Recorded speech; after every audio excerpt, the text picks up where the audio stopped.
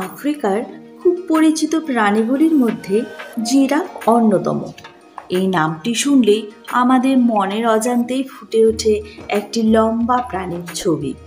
এদেরকে এক কথায় বলা যায় আফ্রিকার জঙ্গলের টাওয়ার।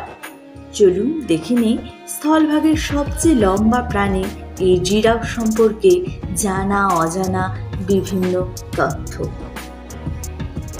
জিরাফ বিশ্বের সবচেয়ে লম্বা প্রাণী। একটি পুরুষ জিরাফ লম্বায় প্রায় 18 ফুট হয় এবং স্ত্রী জিরাফ লম্বায় প্রায় 14 ফুট। স্ত্রী জিরাফ ওজনে হয় 680 কেজি এবং পুরুষ জিরাফের ওজন হয় 1360 কেজি পর্যন্ত। এদের গলা লম্বায় প্রায় 6 ফুট হয় আর পায়ের দৈর্ঘ্য প্রায় 6 ফুট। এই অতিকায় শরীর হওয়ার কারণে জিরাফের অন্যান্য অঙ্গ প্রত্যঙ্গ অনেকটাই বড়। এদের জিহ্বা লম্বায় 21 ইঞ্চি পর্যন্ত বাড়ে এবং পায়ের পাতা 12 ইঞ্চি। এদের হৃৎপিণ্ড ওজনে 12 কেজি পর্যন্ত হয় এবং প্রায় 55 লিটার বায়ু ধারণ করতে পারে, যেখানে মানুষ পারে মাত্র 6 লিটার। কোনো কোনো জিরাফের মাথায় 2টি বা 4টি ভোঁতা শিং থাকে। ভোঁতা এই কারণেই বলা হচ্ছে যে যেটি খুব আক্রমণাত্মক নয়। এদের গায়ে আঁকাবাঁকা দাগ থাকে, তবে দুটি জিরাফের গায়ের দাগ কখনোই একরকম হয় না। জিরাফরা সাধারণত বাস করে আফ্রিকার তৃণভূমিময় সাভানা অঞ্চলে। এরা অর্ধশুষ্ক এবং খোলা ভূমি পছন্দ করে থাকে, যেখানে ছড়িয়ে ছিটিয়ে থাকে বড় বড় গাছ এবং বিভিন্ন ঝোপঝাড়। বনের বিশেষ বিশেষ জায়গায় এদের দল বেঁধেও চলাফেরা করতে দেখা যায়। এরা মূলত নিরীহ প্রাণী, তবে আক্রান্ত হলে যুদ্ধংদেহী রূপ ধারণ করতে পারে। জিরাফ মূলত সিংহ, বন্য কুকুর ও হায়না দ্বারাই আক্রান্ত হয়। প্রতি বছর সিংহের আক্রমণে বেশ কিছু জিরাফ মারা যায়, তবে এটি পূর্ণবয়স্ক জিরাফকে সিংহ খুব সহজে আক্রমণ করতে চায় না, কারণ জিরাফের লাথির আঘাতে সিংহ মারা যাওয়ার ঘটনাও ঘটে অহরহ।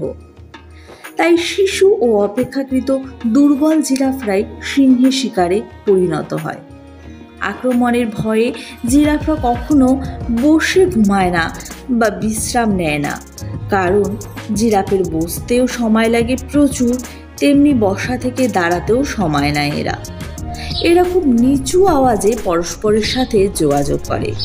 সাধারণত এরা নিজেদের মধ্যে লড়াই করেই না বলতে গেলে, তবে খেলাধুলার সময় কিংবা খুব বেশি রাগান্বিত হলে পুরুষ জিরাফরা একে অন্যের সাথে লড়াই করে। জিরাফরা তৃণভোজী প্রাণী।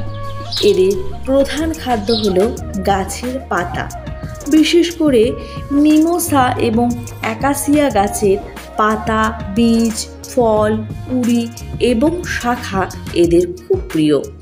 যদিও এই গাছ বেশ উঁচু হয়, কিন্তু লম্বা গলা ও জিহ্বার কারণে জিরাফ খুব সহজেই এই গাছের পাতা খেতে পারে। একটি জিরাফ সপ্তাহে 100 পাউন্ড পর্যন্ত গাছের পাতা খেয়ে থাকে। তবে খুব বেশি খেলেও এদের আরেকটি প্রধান বৈশিষ্ট্য হচ্ছে এরা উটের মতো জল না খেয়ে দীর্ঘদিন কাটিয়ে দিতে পারে। গাছের পাতায় যে জল থাকে তাতেই এদের জলের চাহিদা পূরণ হয়। এবার আসা যাক জিরাফের প্রজননে। মিলনের পর স্ত্রী জিরাফ প্রায় 14 মাস গর্ভাবস্থায় থাকে। মা জিরাফ দাঁড়িয়ে প্রসব করার কারণে জন্মের সময় বাচ্চা জিরাফটি বেশ খানিকটা উপর থেকে মাটিতে পড়ে যায়। এই পতন 5 ফুট পর্যন্ত হয়ে থাকে। জন্মলগ্নে এরা প্রায় 6 ফুট লম্বা হয় এবং ওজনে হয় 45 থেকে 68 কেজি প্রায়। জন্মের প্রায় 1 ঘন্টা পরেই এরা দাঁড়াতে এবং হাঁটতে পারে। এরা বন্য পরিবেশে 10 থেকে 15 বছর বাঁচে আর বন্দি দশায় বাঁচে 20 বছর পর্যন্ত, অর্থাৎ চিড়িয়াখানায়। সুন্দর এই প্রাণীটিও আজ বিলুপ্তির লিস্টে উঠে গেছে। 30 বছর আগে যেখানে প্রায় 1.5 লক্ষটি জিরাফ ছিল, সেখানে বর্তমানে জিরাফের সংখ্যা মাত্র 10,000। চোরা শিকার ও আবাসনের ক্ষতি জিরাফরা আজকে বিলুপ্তির ঝুঁকিতে। কথিত আছে জিরাফের লেজ দিয়ে তৈরি ব্রেসলেট সৌভাগ্যের প্রতীক। তো বন্ধুরা, এই ছিল আজকে আমাদের জিরাফ নিয়ে আলোচনার বিষয়। এরপর আরও কিছু তথ্য পেলে সেগুলো নিশ্চয়ই তোমাদের সামনে তুলে ধরবো, এবং আরও কিছু বিচিত্র জীবজন্তু, পশু পাখি বা বিভিন্ন রকম কিছু নিয়ে তোমাদের সামনে উপস্থাপন করব। ঠিক আছে, ততক্ষণের জন্য টাটা, গুড বাই। আর অবশ্যই যদি ভালো লেগে থাকে তাহলে আমার চ্যানেলটিকে লাইক, কমেন্ট এবং সাবস্ক্রাইব করে দিতে ভুলো না। আর আবারও বলছি, জানার কোনো শেষ নেই, জানার জগতের তাই বর্ণনা বিস্তারিত। তো পাশে থেকো, ফলো করতে থাকো।